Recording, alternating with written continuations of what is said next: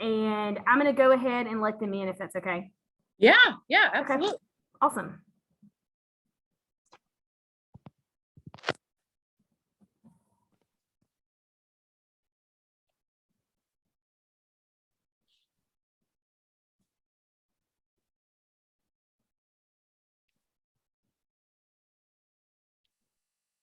Hey guys, glad y'all were coming in. If you will go ahead and join with our Pear Deck, go to joinpd.com and enter that code. We'd love for you to come on in. Tonight we're going to be practicing on our LEQ. And so we'll definitely want you interactive and participating. It will just help you get a lot more out of the session.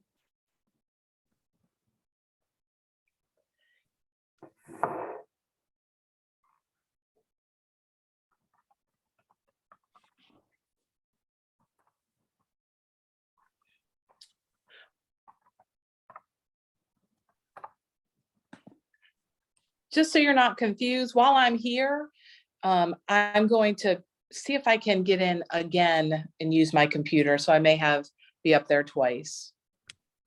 Absolutely.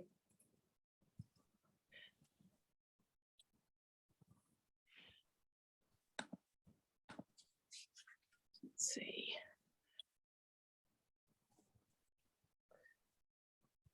Hey guys, as you're coming on in, I have put the code in the chat and it's also up on your screen. So you should be able to join our Pear Deck.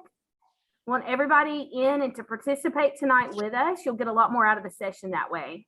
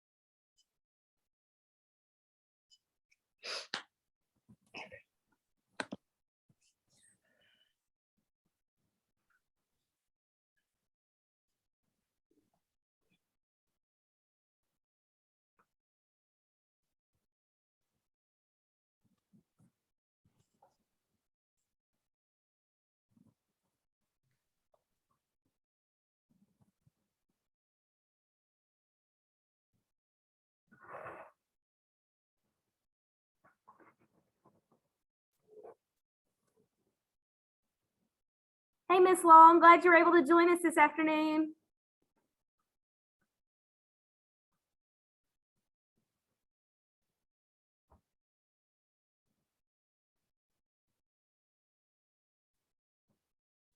All right, we've got I'm gonna give it just about one more minute. I see that we've got maybe just a few more people who've not joined in our Join PD. So if you want to go ahead and join in, we need you to get in because we are going to do practice with some LEQ parts tonight. So it'd be great if you can go ahead and join in. I'm going to put the code back up in our chat. So you can go ahead if you are taking a minute as we get in. If we already move on, you can get that access there. We'll get started in just another second.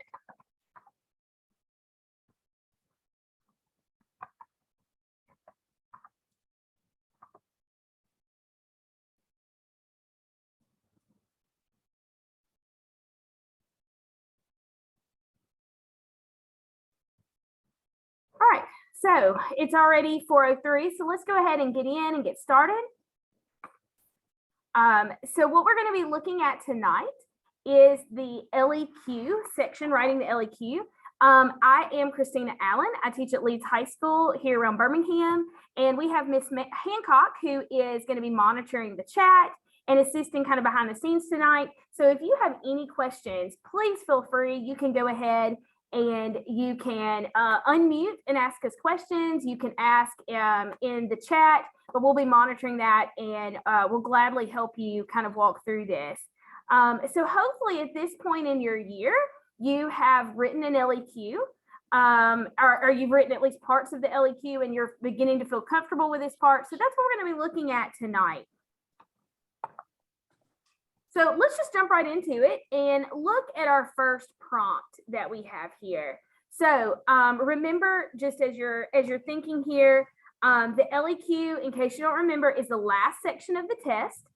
It's 40 minutes to write, and it's a 6-point rubric. So as you get in, we're going to be talking about this tonight. What I want you to do here, read the prompt that you have, and then I want you to draw a box around the task of what it's asking you to do, circle the time frame, and underline what you are supposed to explain.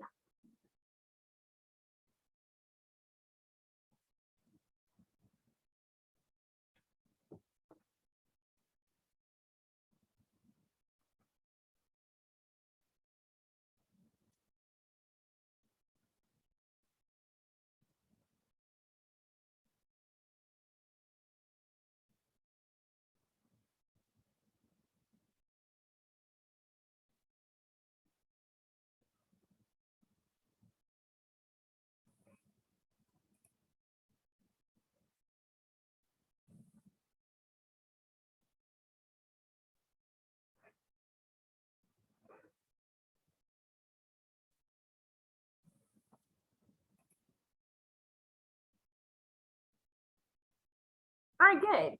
So I see that everybody kind of understands exactly what they're supposed to be doing here. You are evaluating the extent. Very good. So if you want to see here, you're evaluating the extent. There is your time frame, and there's exactly what you're going to be explaining, which ideas of self-government. So really good. Excellent job.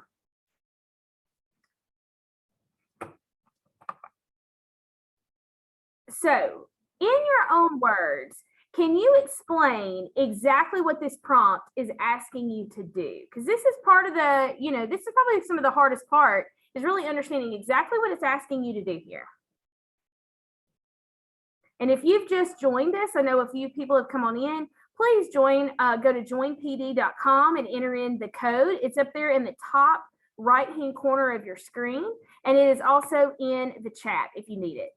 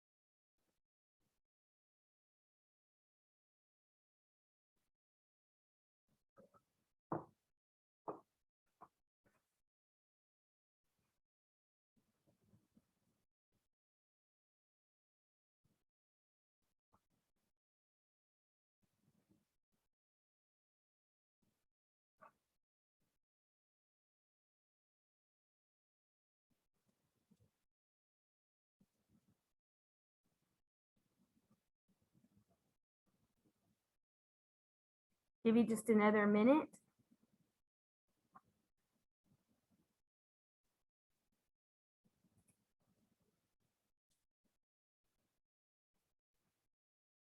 So look here, we got exactly. You're explaining how much the ideas are, how to describe how much these ideas of self-government led the American colonies to start a revolution, or how the colonies reacted to the British rule in that time period. Exactly. So explaining how much, that's that key part there. So good.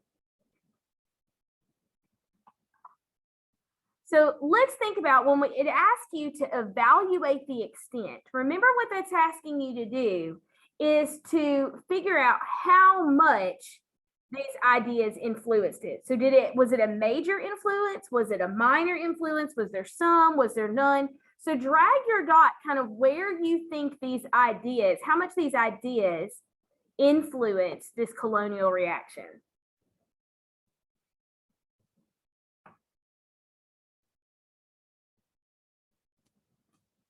And this is always fun. My students always like to look at this one. You can see that almost everybody says that it's some change, and maybe even some towards major change. Remember though, guys, that everything is not completely one or the other. There's always some in-betweens, and that helps set you up for a complex thesis. So you really do want to talk about the fact that it is, while it is some, So there is some influence. It's not 100% one way or 100% absolutely no change at all. You want it to be that kind of in between.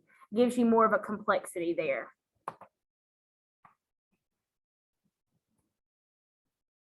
So now I want you, now that we've thought about this, I want you to write a thesis statement. So practice writing your thesis. Evaluate the extent to which the ideas of self-government influenced American colonial reaction to the British imperial authority in the period from 1754 to 1776. I'm going to be quiet for a few minutes and allow you to go ahead and write. And if you've just joined us, Ms. Hancock has put in the chat the joinpd.com and the code. So if you'll go ahead and join in, we've had a few more people come in. Would love for you to participate with us.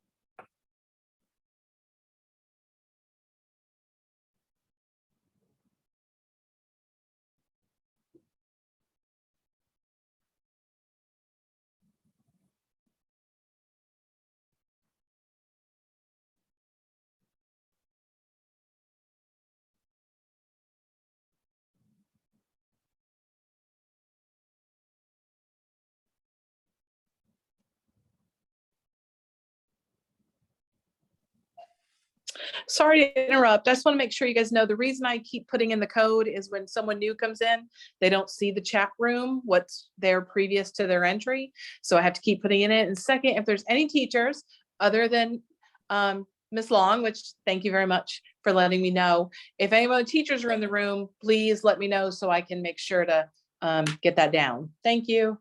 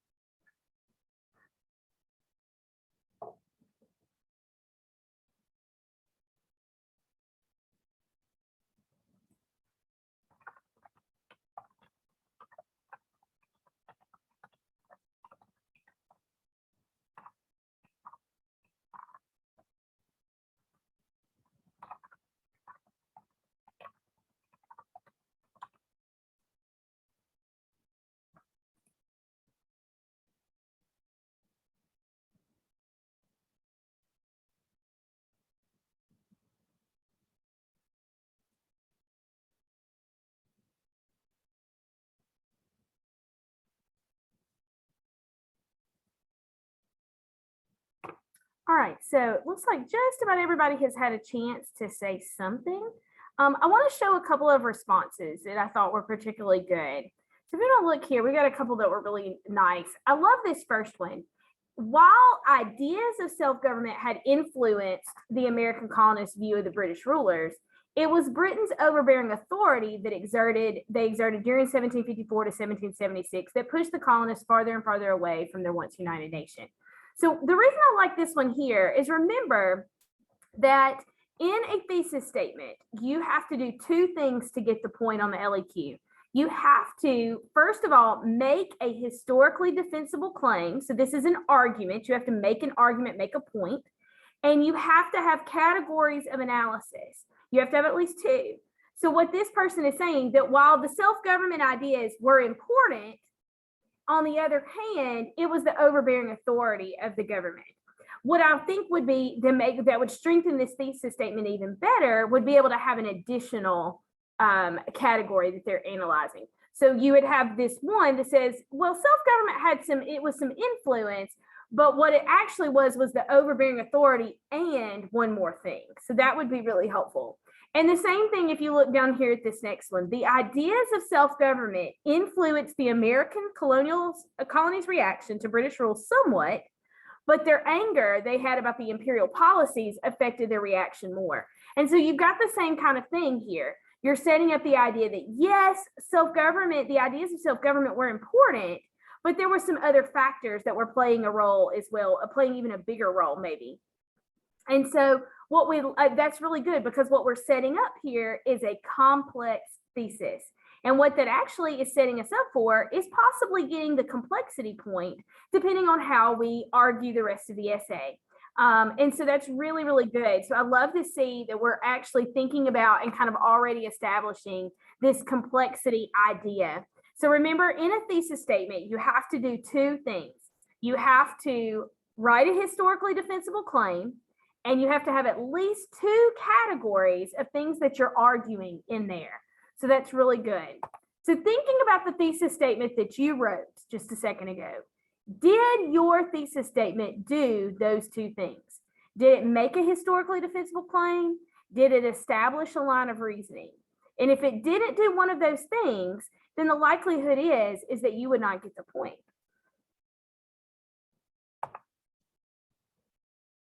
All right, so let's look at this one right here. So this is the same prompt that we've been looking at, but what I want you to do is to look at these and think about what you have to do to get the thesis statement and tell me which one would earn the point.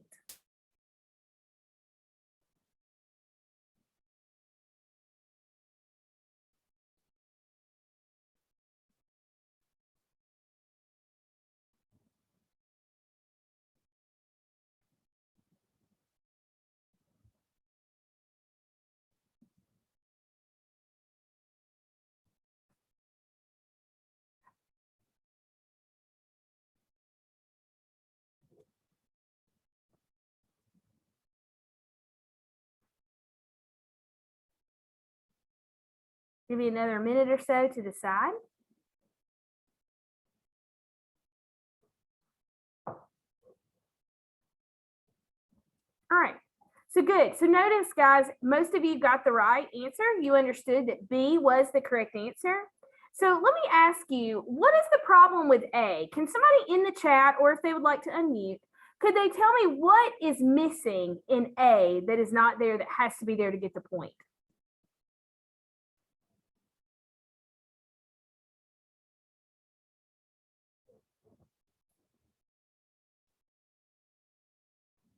Yeah, very good. I see a couple people commenting. Yes, a line of reasoning, those two categories of analysis, as we call them, those specific things that we're going to argue. So very good. It doesn't have to have evidence in the thesis point. Remember, evidence is what you're going to do within the body of your essay, and it's also how you're going to make your contextualization better by providing some specific details. But what you're looking for, very good, is you're looking for that line of reasoning, at least two categories of things that are going to support the claim that I'm making. So very, very good. All right. So look at the three samples that we have here. Of these three, which would earn the thesis point?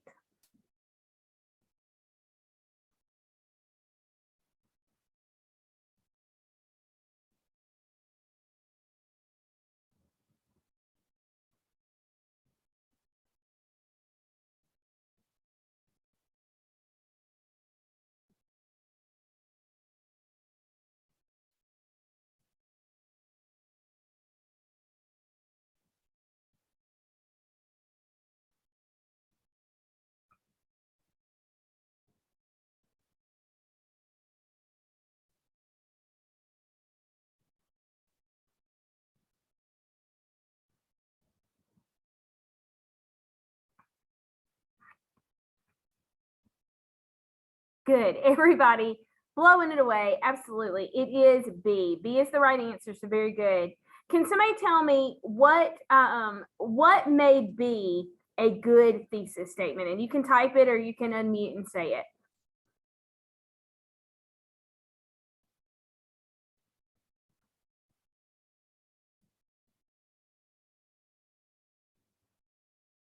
It does make an argument. Also very good. A couple people noticed that it does set up for this counter argument. Very good. What else does it have? So it makes a claim. It has an argument, but what else does a thesis statement have to have besides an argument? It has to have that line of reasoning. Very good. And then you'll go into the body of your essay and give your specific evidence that backs up that or supports that line of reasoning. Good. Excellent. All right. So looking at this one right here, think about how you could reword this one to make this one strong enough to get it a score. So what I'm asking you to do is take this one and add to it to make it get the point.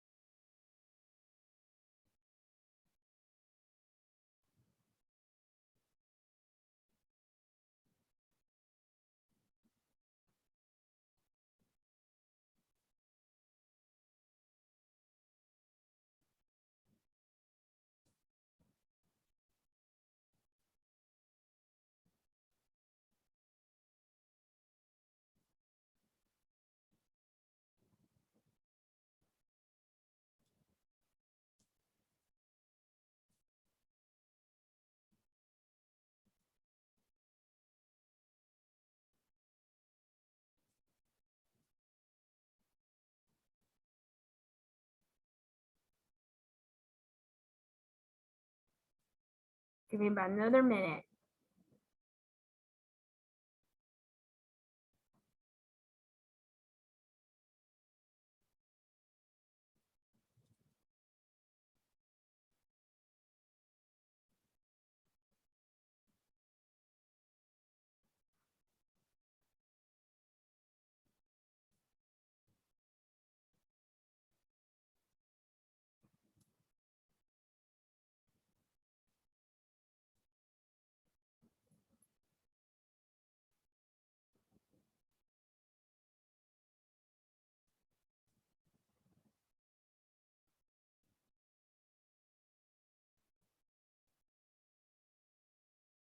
Okay, so let's take a couple looks. Look at a couple we've got here. All right, so notice what they did here. Although British injustices greatly influenced the shift towards revolution, it is clear the self-government philosophy played a large factor in many key decisions and turning points that would ultimately lead to the revolutionary war and freedom. So very good. So they said they kept that first part, but they added that the injustices greatly influenced it. Okay. And here's another one. Self-government philosophy played a large factor in the many decisions that, but it was the impending control that Britain was trying to have over the colonists that would ultimately lead to the Revolutionary War. Very good. It is clear the self-governed philosophy played a large factor in the key decision turning points, but it was overshadowed by the overbearing rule of Great Britain. Here's another good one. It's clear the self-government philosophy played a large factor in many key decisions that led to the Revolution of Freedom, but it also pushed through by disrespect and tyranny imposed by Great Britain. Great. So self-government philosophy caused by years of salutary neglect and unfair attacks in the monarchy played a large factor in many key. So there you go. So you see these ideas of how this is playing out. So how you could add to it and make it a better response. So very good to get that point. All right, so let's move over. So we've done our thesis point, and let's move to the next point on the rubric, which is contextualization. So remember that when we are asking you to do contextualization, what we're asking you to do is that you're trying to write the backstory. You're giving the reader some lead in to what your essay is going to be about. I like to think of it like if you watch shows on Netflix or Hulu or on television, you've probably seen on last week's episode. And think about why a series does that. Why do they give you that information from last week's episode? Remember, the importance there is so that you catch up to speed with what it's asking you to do. And so in contextualization, you're doing the exact same thing. So you, according to the rubric, you can write what was going on before, during, or after the time period. For my students, I teach them to do the before. And the reason for that is I want them to use some specific factual information, some SFI, and I want them to talk about what happened before, because most of us think chronologically because we're in history. So we talk about what's going to happen before that time period so that when we get to the body of our essay, we're using our evidence within the time period that's going to get us evidence points. Remember that if you use evidence in the contextualization, and you can't double dip. So if it counts, if you use a piece in the context and then you use it again in the body, it can only count for one, not the other. So I always tell mine, do the before in the context and do the during the body of their essay. And that way they have evidence in both pieces. So what we're typically looking for is about 4 to 7 sentences for contextualization with some name drops, some specifics. I always tell my students, think nouns, people, places, and things. Give me some specifics in there. So what I want you to do is write one sentence. So you don't have to write the whole thing, the whole 4 to 7, but write one sentence that could be used in your opening paragraph to an LEQ to provide contextualization. So thinking about that 50 to maybe 100 years prior to the time period of the prompt. You really don't want to go any further back, because if you go too far back, then it's going to be hard to catch to where you're going. So there's no once upon a times or in the beginning. I wouldn't start with those phrases. I would go to just about the 50 to maybe 100 years tops right before.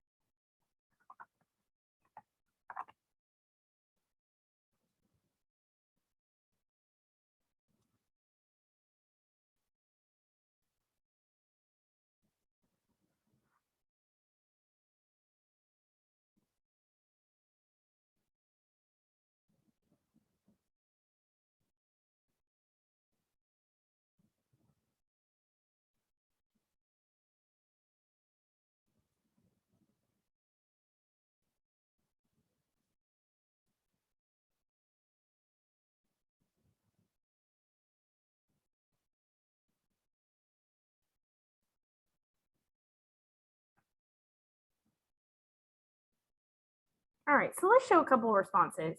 Got 3 here that were really great. So one of them talked about the Enlightenment thinkers and how John Locke had instilled the natural rights and self-government on the British colonists in the world. Great. So this idea of the Enlightenment coming over, these Enlightenment ideas.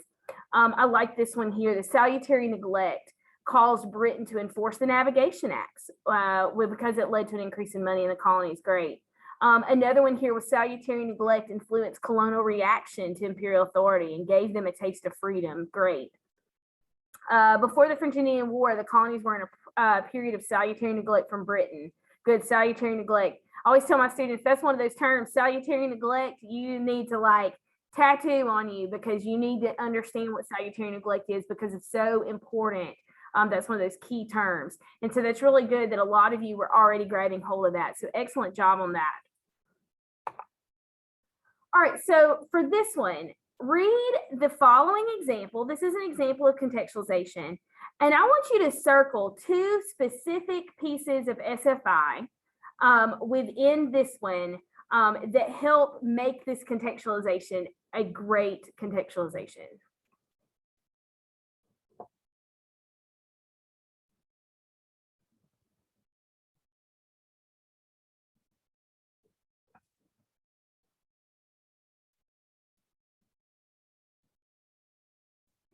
Oh, I went too far. Hold on, let me go back.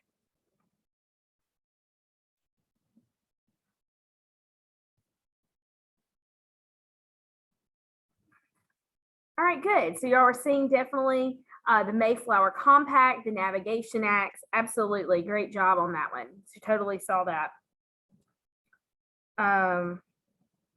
Let's go to the next slide. Okay. So the sentence above here is going to earn a point for evidence. I want you to underline the evidence that's used by the writer in this one.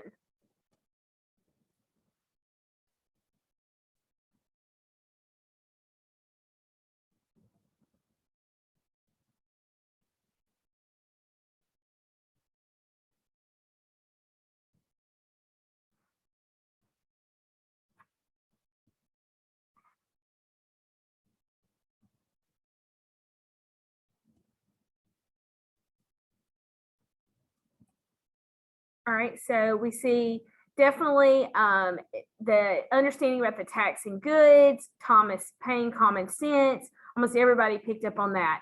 So good, so you understand that this here would receive the 1 point for evidence because they have those that specific evidence in there. So great, awesome job. All right, so looking at this one here, we've kind of moved on into the evidence point within the body of the essay. Why does this one fail to earn the evidence point? What's wrong with this sentence that it doesn't get the evidence point?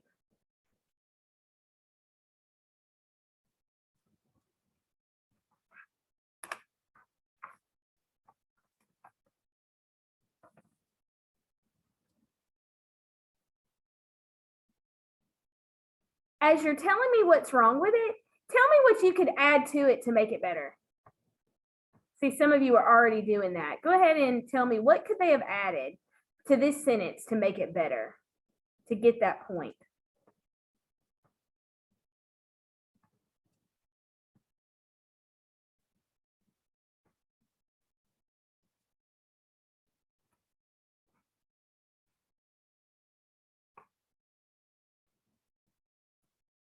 Oh, I see a couple of really good ones already here. Very good.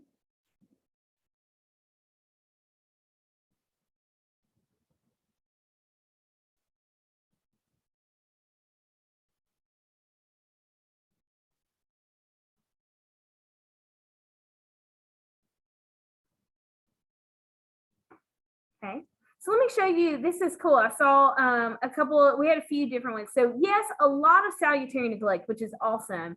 But I want you to look at this second one, and they came up with a different example of colonial self-government that we have not seen so far tonight, and that's the House of Burgesses.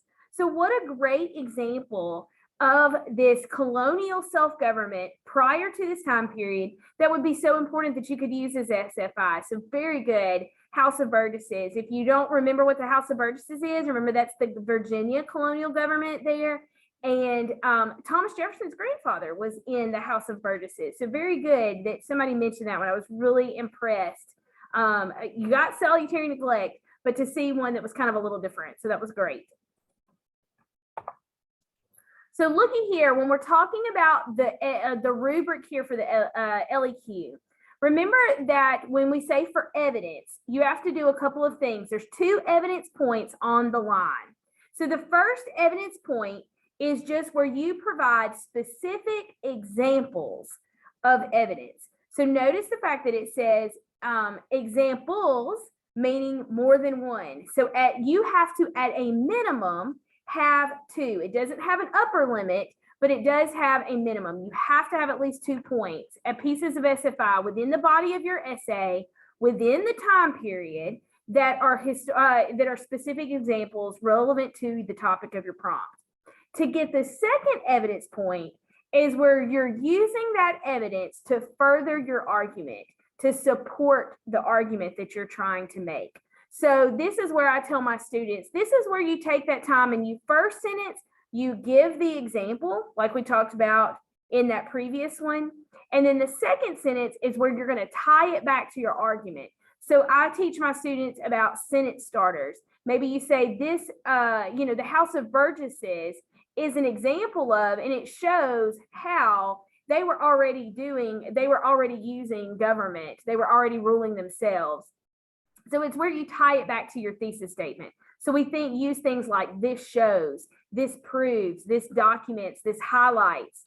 And then we use commentary to explain how this furthers the point that we're trying to make in our thesis statement. So that's how we get that second evidence point. So the first one, you use 2 pieces of evidence. And then the second point, both of those 2 of the pieces, you tie back to your argument. And you want to do that multiple times. You want to have more than just 2. You want to have 3, 4, 5 to really punch that up and make that a strong argument that's setting you up for that complexity point. So that's really good. So once again, just to reiterate, how do I earn the second evidence point? You have to have a variety of SFI, and then you have to use it to support your argument. So you've got to tie it back to the argument that you're making there. If you can do this, this skill shows an ability to not only use, but also apply evidence. So this is not a laundry list, but this is where I'm demonstrating that I understand how to use my argument and my evidence to further my argument. You do this in a DEQ. You use the document to do the exact same thing, but this time, instead of the document, you're using the SFI that you have. So how do I use this to further my argument?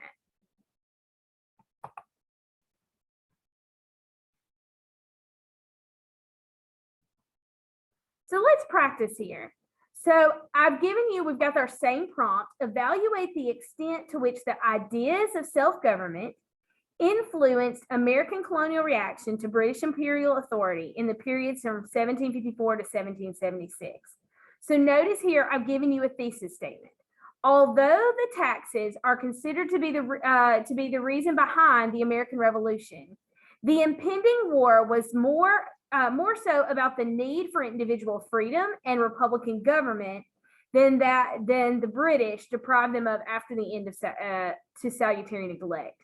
So I want you to take the 2 pieces of evidence that you have down there, and I want you to write a response that correctly identifies or uses both pieces of evidence, and then make a sentence that supports the thesis there.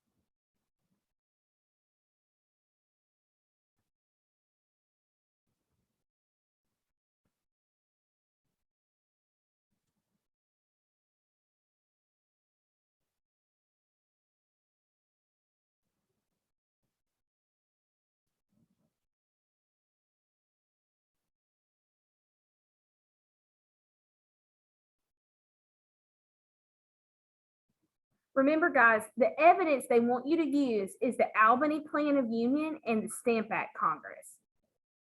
So you're explaining what those are, and then you're tying them back to your argument, to your thesis statement that's been given to you there.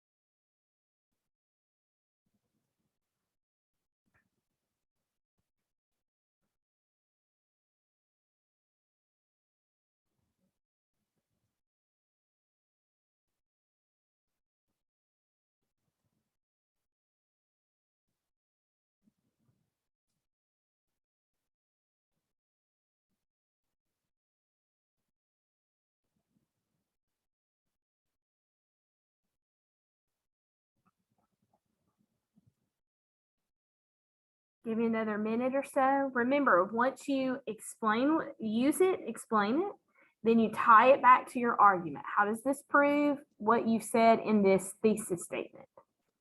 If this were your thesis statement.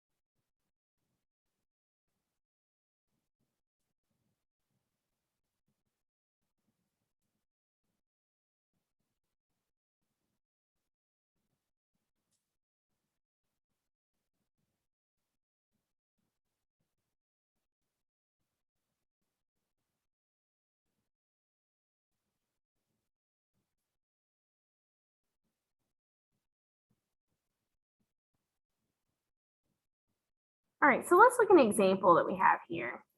So the taxes imposed on the colonists increased tensions between them and their British rulers.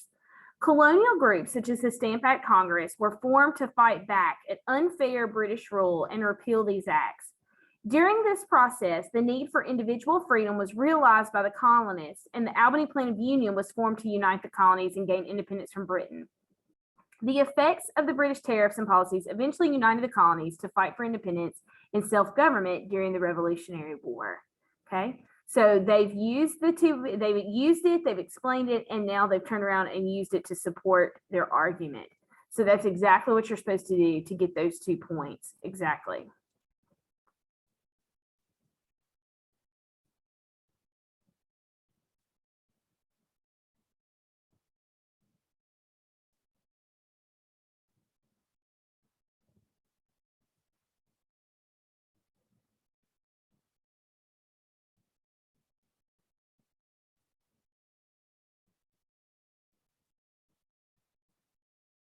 Okay, so move your star around. Tell us which one is illustrates the use of the specific historical evidence in support of the claim.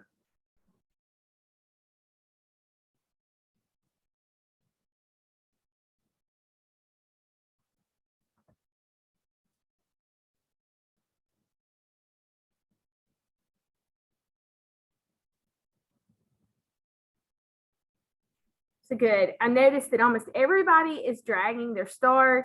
to that second one, and that's exactly it. That would be the one that would illustrates the use of that SFI in support of a claim. So that second evidence point. Very good. Excellent. All right, so in order to earn the 5th point on the rubric, you have to use one of the historical thinking skills or reasoning skills. So you have 3 historical thinking skills that could be measured on the AP LEQ. You have comparison, and that's where you compare and you contrast. You have causation, and then you have, and that's cause and effect. And then you have continuity and change over time, or CCOT, what stayed the same over time and what changed over time. So this point is literally just doing what the essay, what the prompt is asking you to do. And the prompt is going to kind of guide you in what it's asking you to do. If it's asking you to talk about what changed, then you know that it's going to be CCOT. If it's asking you about causes, then you know it's going to be causation. If it's asking you to compare something or contrast something, then you know it's a comparison. And so this is asking you just the part of to do what it's asking you to do, part of that. So can you, that's how you know what it is. The prompt will kind of lead you toward that information. So on this next slide, I'm going to give you some statements, and I want you to see the examples of the historical thinking skill of either causation, comparison, or CCOT. And I want you to match them.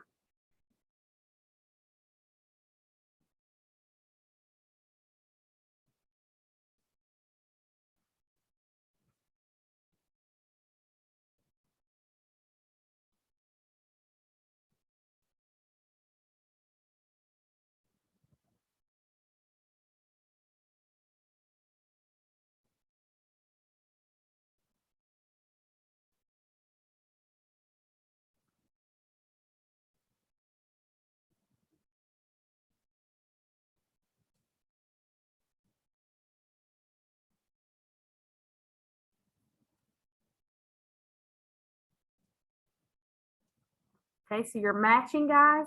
Try to drag the line from each phrase to which historical thinking skill it's trying to look for.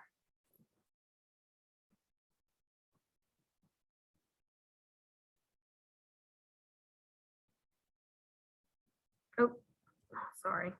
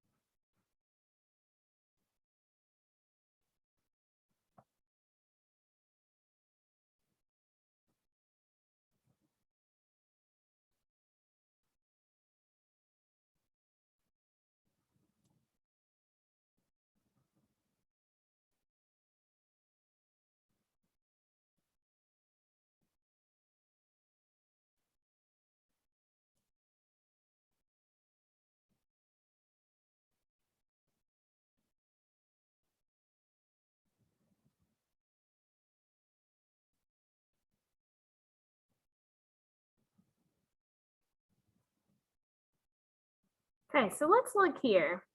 I think just about everybody has done their matching. So here's the correct answer. Uh-oh, where do we go?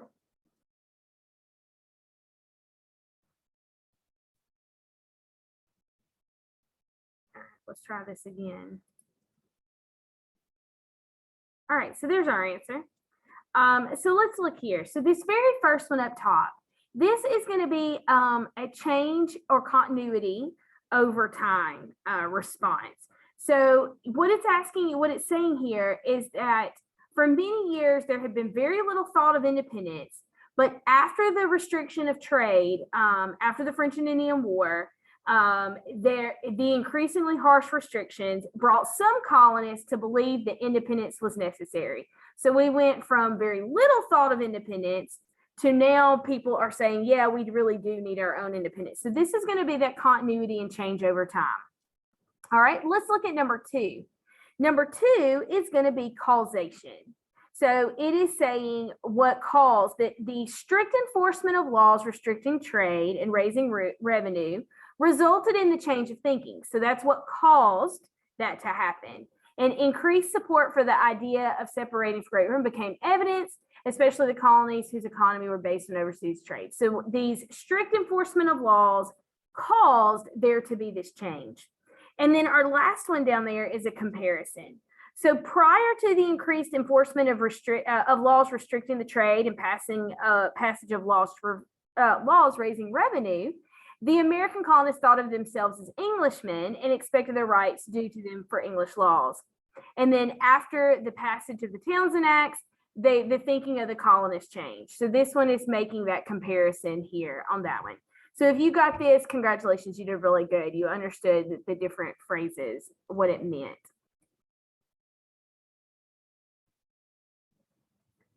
So how do you earn the final point on the rubric, this analysis and reasoning response? So how do you earn this final point?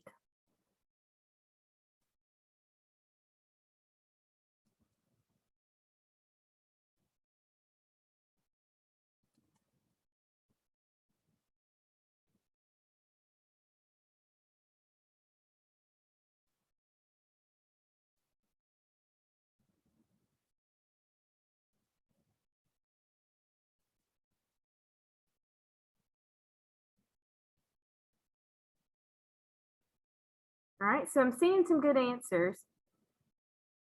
This final point, if you remember, is complexity. So basically what I'm asking for here, how do you get the complexity point?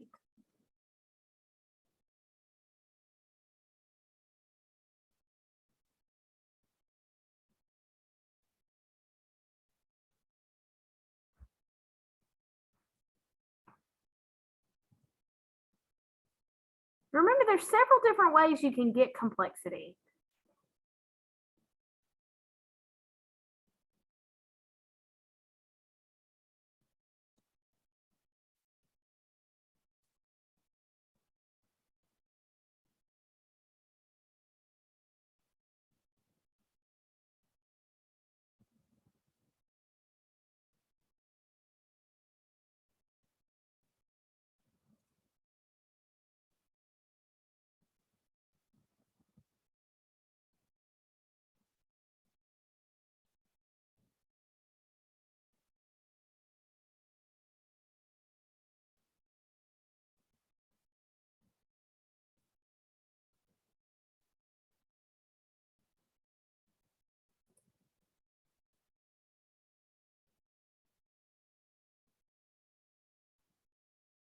A lot of you are saying that it demonstrates complex understanding, but I'm asking is how? How do you demonstrate your complex understanding? And how can you show that in an essay?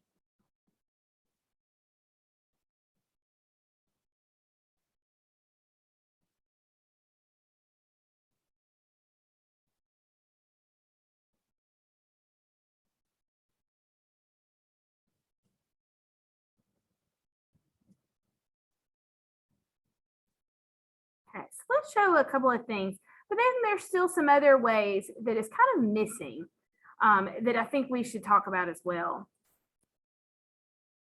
So one thing that you can do here is demonstrate a complex knowledge of history with multiple perspectives and tie it to your argument. You can use multiple contradicting pieces of evidence to advance your argument, or you can use different types of historical concepts like continuity, causation, or causation and comparison to advance the argument. Okay, so that's good. Provide a counter argument or reconnect to your points and evidence more solidly. Show a deep understanding. That's true, but it's got to be more than that. A complex argument. I love the counter argument. That's my personal favorite. And one way is by setting up the counter argument. So let's go back to this first one here, because I think the counter argument is important. And as teenagers, I always feel like I tell my students, you all are masters of counter argument. And let me tell you why. Because before you go ask your parents to do something, you want to go out on Saturday night. You have already thought of every reason that they're going to tell you no, and you have already come up with a response on why they should let you go anyway, how that response is not going to work. So you've already thought of, they're going to say, well, I need you to clean your room. And you have already cleaned your room and say, well, I don't have to clean my room because I already cleaned it. So that's what I mean by that counter argument. You're already prepared for what the other side is going to say, and you already have some points to address their side. That's counter argument. That demonstrates complexity. You can talk about the nuance of an argument. You can, if you're talking about, it could be this, but it might be kind of this, or the exceptions to the rule is what I think of when I think of nuance. My favorite example of this to always use is typically if it's one thing for the majority of the culture or the society, what groups of people don't fit into that? And, typically if we're in American history, we can talk about maybe the effect of that women don't receive maybe the same treatment, or African Americans don't receive the same treatment. Or you can always use the South. Here in the South, while maybe the economy was great overall for the nation, my favorite example, the 1920s, the economy was fabulous during the 1920s. However, if you were a farmer in the South, a sharecropper in the South, you're not experiencing the same prosperity as everybody else is during the nation. So it may be a way that you can kind of use an example, like I said, an exception to the rule. So if this is my claim, here is these nuances where there may be not so much for everybody else. And then the other ways that you can do this, which is really helpful in the historical thinking skill, if you're doing a causation essay and you talk about causes, multiple causes, and then you talk about the effects of those causes within the body of your essay, that's building complexity. If you talk about comparing something, you're comparing some things, and then you contrast them and talk about their differences, that would also get you complexity. And then if you talk about CCOT, if you're talking about things that have changed over time within your essay, and then you talk about, however, what stayed the same during this time period, that's also going to build you complexity. So there's lots of ways that you can do this. You can do it within the body of your essay, especially when you're talking about what caused and then the effect that had. That's a great way to do it within the body. You can do this in the conclusion. I find doing the nuance or the counter argument does really great for a conclusion at paragraph. So there's lots of ways that you can kind of do it in between. You can do it at the end, but that's how you get complexity. So there's a lot of ways to do it, but it's demonstrating, like you said, that deep understanding of a topic, because you can also talk about the other sides. So very good if you are understanding that. So considering what you know and what you've learned tonight, we're almost finished, guys. We've got just about 15 minutes or so left. We're going to do another little practice, but I want to see if you have any questions. Is there anything that you think maybe a classmate might be confused about that we can clarify here for you tonight?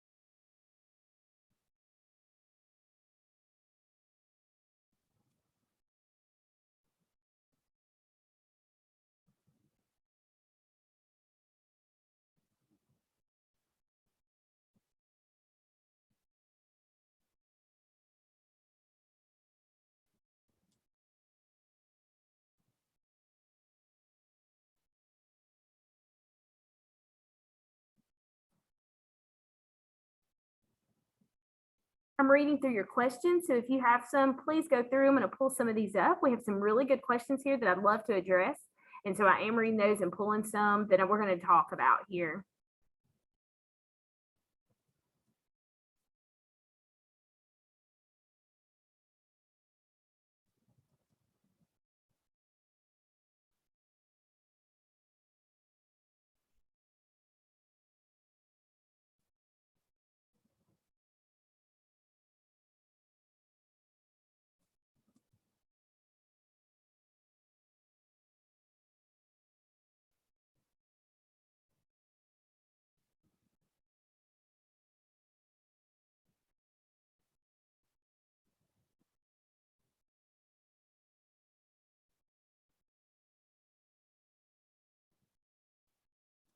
Okay, so let's look at some of our questions.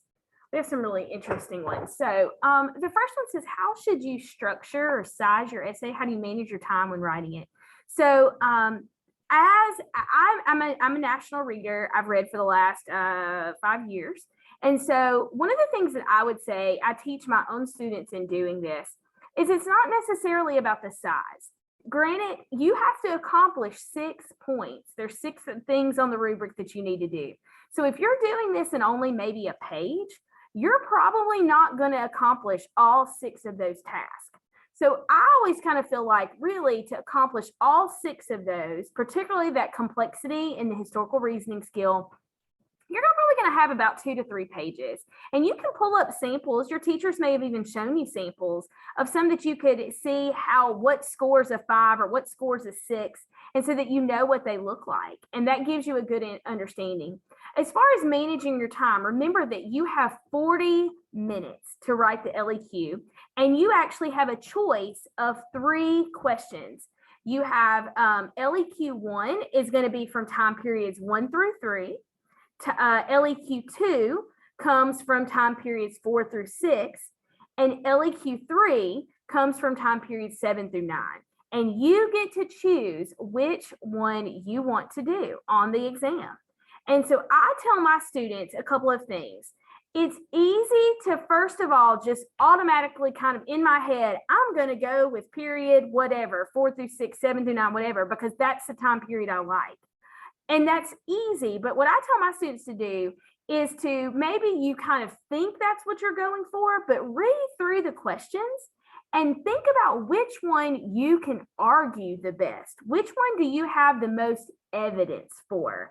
Because a lot of you, I noticed in your questions, are saying, what do I do about evidence? I'm going to answer whichever one that I have the most evidence for, that I can really make a point about. And I'm going to manage my time well, but I'm going to do an outline. I always teach my students to take the first 5 to 10 minutes and to plan. Do an outline. For my people who are English people, you know that with an outline, you're going to do better than if you're writing without a plan. So the outline is your plan. So what are my 2 points that I'm going to make in my thesis statement? And I think about turning the prompt back into my answer and then providing those 2 points that I'm going to try to make. And then I'm going to jot down in those first, maybe like I said, 4 or 5 minutes, all the evidence that I can think of that would go into those 2 categories. So I'm making categories and I'm providing evidence. If I spend 5 to 10 minutes of my 40 minutes doing that, I'm going to get a lot more done in the writing part, those 30 to 35 minutes, because I already have a plan. But if I'm just trying to slop it down on paper without pre-planning, without having a moment to think about it, I'm probably not going to do as well. So I always tell my students, make a plan. It's kind of the difference for all of my people who are starting to drive. I think of it like, if you've ever had a drive home where you've gone from school to home and you think, how did I get here? Because my mind was somewhere else. That's kind of what it's like without planning, without a thesis statement, without planning. You're just kind of hoping, you kind of like get to the end of it and you're like, what did I even say? But if you make those 5 or 10 minutes in a plan, then you know where you're going as you're writing. And I think that's some of the most helpful that you can do. It says, what if you just not happen to know the content of the LEQ? Well, that's the beauty of about being able to choose. I would find one that I know something about, and I feel like you're going to do that. You'll be able to know something. And then even if I can't write the entire essay, I'm going to write as much as I can to try to get as many points as possible. And that leads me to another question about an intro paragraph. I would absolutely have an intro paragraph because intro is where I put context and I put thesis. So I'm going to put my contextualization and thesis in that first paragraph. Paragraph number 1, I'm going to talk about what led us to this time period, and I'm going to write a thesis statement so that even if I struggle with the rest of it, I've gotten a 2 out of 6. And that's not too bad. And the average score for the LEQ is usually around between a 2.5 and a 2.8. So if you're writing and you can get maybe a 3 or a 4, you're actually getting at that better than that national average. And so that's not bad. So I teach my students, I want you to write intro in the first paragraph, get context and thesis. And then I want you to start working on the body, and I want you to put as many pieces of evidence and tie them back to your argument. That way, if you can do that a few times, you may actually end up with a 4. And that's not a bad score. That's a good place to be. So it's absolutely possible. How many paragraphs does it have to be? I teach my students to do the typical kind of 5-paragraph essay. Your first paragraph is your intro with your context and thesis. You have 3 points within your body essay, and you have a conclusion at the end.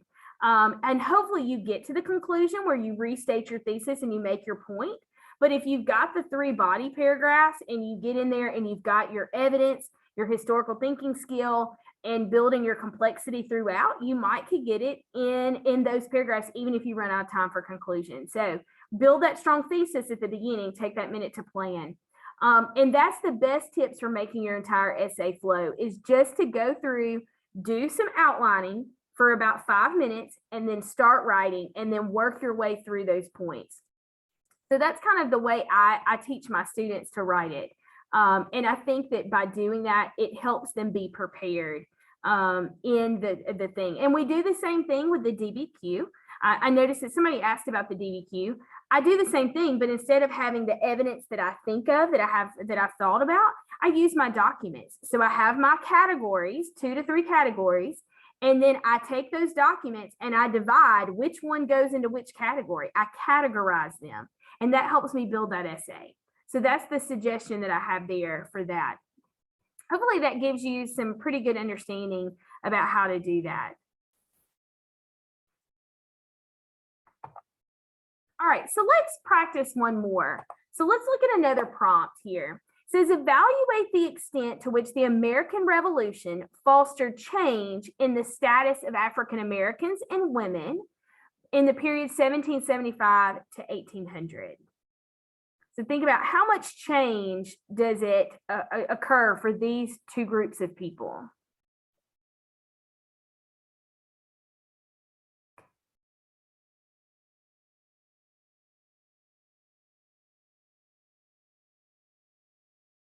Is there going to be some change, no change, a lot of change, a little change? So drag your dot kind of where you think it goes.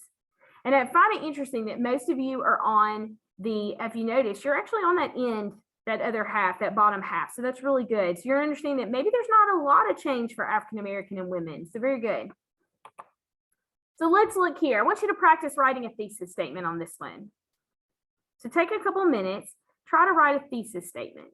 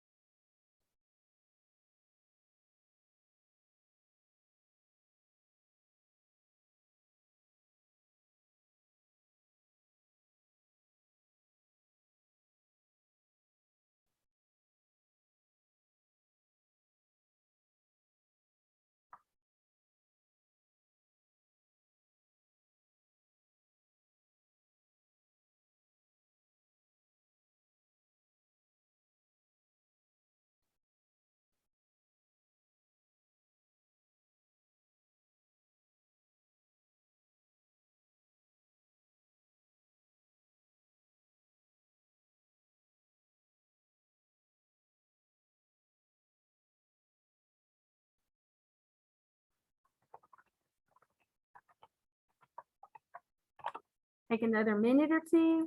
We're almost done for the night, guys.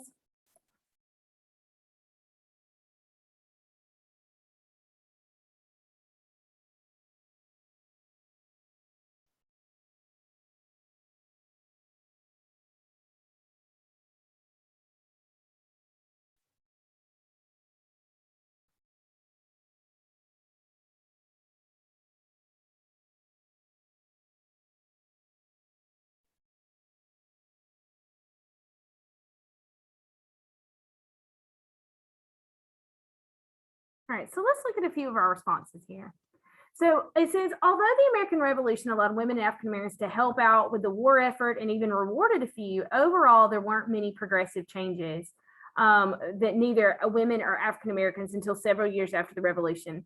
I liked the beginning of this one, and I wanted to point this out because although they did have some things, they didn't see many progressive changes. What I would have loved to have seen in this first one to actually get the point, because I'm not sure that this one would really get it, would be that they would add in what ways were they not. So while they were allowed to help out with the war effort, and some were even rewarded, they didn't receive progressive changes. But what would be those progressive changes they didn't see? So maybe you might want to mention, even though they did this, they didn't receive the right to vote or these freedoms. So something a little more specific.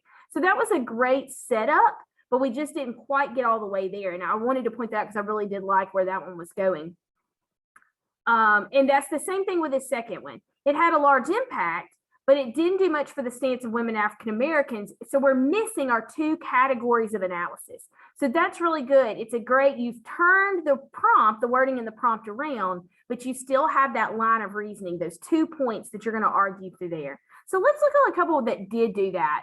It says, although slavery became more common in the South and Republican motherhood started to become an expectation for women, the extent to which the American Revolution fostered change in the status of America was only slight.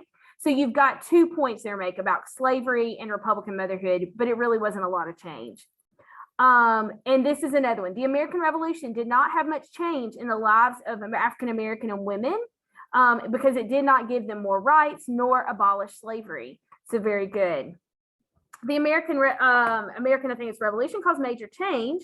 Many African Americans and women had almost no change. Women were still not allowed to vote or own property, and African Americans who were slaves did not gain freedom and did not have the right to vote. So you can see here how they broke that down into the idea that they didn't get property ownership or allowed to vote. There was still slavery. So very good. So you can see how you could make it. You've got to take and you've got to make a claim that there was change or little change or no change. And then for what reasons are you backing that up? So hopefully that will help in that one. So very good. So guys, it is almost done for tonight. So what I'd like for you to do, we need you to provide us some feedback. These sessions, we take your feedback seriously and we actually use it to make better sessions for you. So if you will just click on the link there, in the Google form, we will be able to take your feedback and to provide better sessions as we go along. So really thank you tonight, guys. I hope you've had a great night and you've learned something.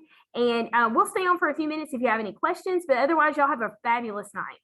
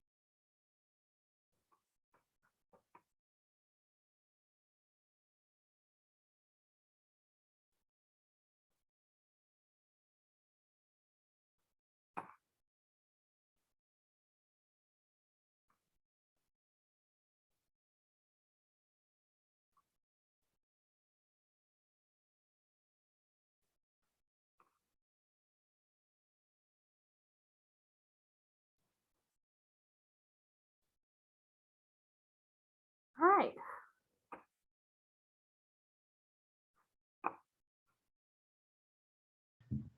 You did great. Thanks.